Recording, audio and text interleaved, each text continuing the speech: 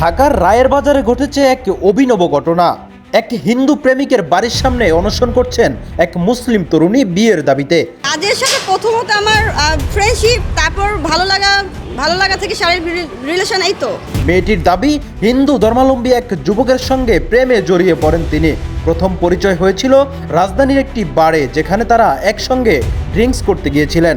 সেখান থেকে গড়ে ওঠে প্রেম। একসঙ্গে ঘুরেছেন ঢাকার নানা স্থানে, থেকেছেন বিভিন্ন হোটেলেও, এমনকি ছেলেটির বাসায়ও। এটা আমরা শ্রীমঙ্গলে ঘুরতে গিয়েছিলাম, রাজ আর আমি মাঝখানে, আর দুই সাইডে হচ্ছে তোমার গার্ডম্যান, যারা মনে করো ঘুরতে গেলে হেল্প করে, সেই গার্ডম্যান আর ড্রাইভার।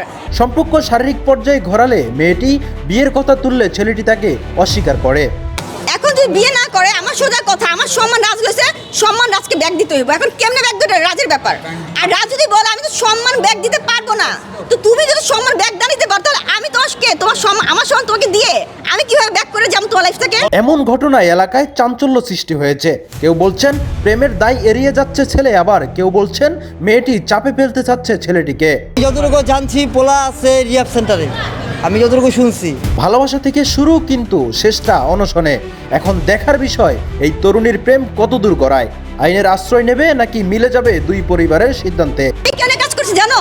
রাজকে যেন আমি না হারাই, রাজের কথা যদি আমি না শুনি, রাজে চলে যায়, এই ভয়ে আমি রাজের সাথে ফিজিক্যাল রিলেশন করছি। রায়ের বাজারের এই ঘটনাটি প্রশ্ন তুলে আমাদের সমাজ ও সম্পর্কের নৈতিকতা নিয়ে।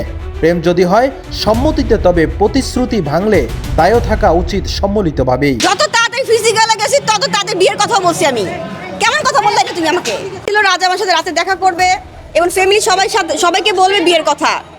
রাজা আমাকে এতটুকুই বলছে যে আমি রাতে দেখা করতেছি এবং সবাইকে আমি বিয়ের কথা বলছি, এটা বলছে আমার ভাইয়া। ভালোবাসছি তো, বললাম তো ভালোবাসছি, বললাম তো ভালোবাসছি। হ্যাঁ হ্যাঁ, বিয়ে করবে বলছে ভাইয়া।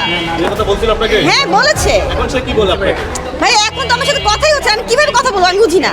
তাড়াতাড়ি আমি প্রেম করছি, তোমার তত তাড়াতাড়ি আমি বিয়ের কথা বলছিলাম রাজকে। তো রাজের মা যেন রাজকে সরাই রাখি। তুমি দেখো কালকে পুলিশ অফিস আসছে, আজকে রাজের মা নাই, তার মানে বুঝে নাও কোর্ট থেকে অর্ডার পায়নি কিনা, এই পর মহিলা ভাগাড়া। এই বিয়েতে কি রাজ রাজি আছে কিনা আমি তো জানি না। রাজের মা যদি রাজকে লুকায় রেখা বলে পোলা রাজি না, এটা কে বিশ্বাস করবা? রাজের কোনো বক্তব্য পাইছো তোমরা? কত বছর হয়েছে সম্পর্ক? বছর না, 2-2.5 মাস। 2-2.5 মাস সম্পর্ক করছেন, 2-2.5 মাসে আপনার সাথে সব হয়ে গেছে? হ্যাঁ। কোথায় গিয়েছিলেন আপনি? সারা ঢাকা শহরে যে হোটেলগুলো আছে সেই হোটেলগুলো ছিলাম। রাজের বাসায় 12 দিন ছিলাম। হ্যাঁ। কোন কোন হোটেলে ছিলেন একটু? না, আমি হোটেলের নামগুলো এখন বলবো না, প্রয়োজন যখন আমি তখন আমি বলবো।